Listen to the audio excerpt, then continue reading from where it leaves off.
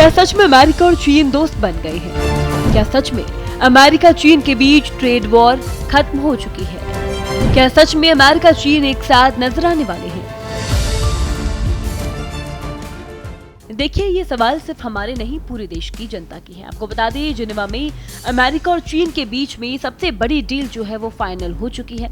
अमेरिकी राष्ट्रपति Donald Trump ने भी अपने ट्रूथ सोशल मीडिया पर लिखा, अमेरिका ने जिनेवा में चीन व्यापार समझौते की घोषणा की। इसके साथ उन्होंने व्हाइट हाउस को भी टैग किया है। बीजिंग ने अभी तक सीधे तौर पर कोई टिप्पणी नहीं की, लेकिन इसकी आधिकारिक जो एजेंसी है उसने कड़ा रुख अपनाते हुए कहा है कि किसी भी ऐसे प्रस्ताव को दृढ़ता से खारिज करेगा जो मूल सिद्धांतों से समझौता करने का दबाव बनाता हो या वैश्विक समानता के व्यापक उद्देश्य को कमजोर करता हो। इस बातचीत का मकसद दुनिया की दो सबसे बड़ी अर्थव्यवस्थाओं के बीच व्यापार को नुकसान पहुंचाने वाले विवाद को कम करना है। अमेरिका चीन के बीच इस समझौते को लेकर व्हाइट हाउस ने भी जानकारी दी।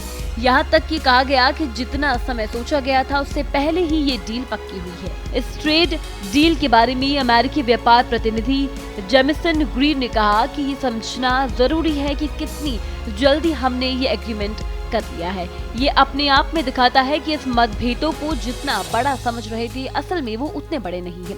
लेकिन फिर भी ये बताना जरूरी है कि पिछले 2 दिनों में काफी काम किया है, काफी ग्राउंड वर्क हुआ है। आपको बता दें, स्विट्जरलैंड में पहली बार अमेरिका और चीन के प्रतिनिधि मिले थे जब से राष्ट्रपति ट्रंप ने 145% का टैरिफ बम फोड़ा था। ये मुलाकात और ज्यादा जरूरी हो चुकी थी। वैसे इस ट्रेड डील से पहले राष्ट्रपति ट्रंप के तेवर भी नरम पड़ने शुरू हो चुके थे। उन्होंने कहा था कि वो चीन पर 80% तक टैरिफ रख सकते हैं। ये अलग बात रही थी कि अभी तक किसी भी पक्ष ने इसे लेकर आधिकारिक बयान जारी नहीं किया। यहाँ पर समझने वाली बात ये भी है कि राष्ट्रपति ट्रंप की रेसिप्रोकल टैरिफ की जो बात है वो कुछ अलग ही थी।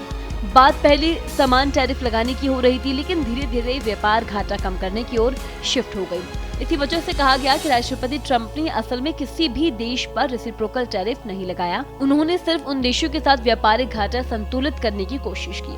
हालांकि अमेरिका चीन के समझौते से बहुत बड़ा नतीजा जो है वो सामने आने की उम्मीद फिलहाल तो नहीं है, लेकिन ऐसा माना जा रहा है कि दोनों देश भारी भरकम शुल्क में कटौती कर सकते हैं। अगर ऐसा होता है तो इससे दुनिया भर के वित्तीय बाजारों और अमेरिका चीन व्यापार पर निर्भर कंपनियों को थोड़ी सी राहत जरूर मिलेगी।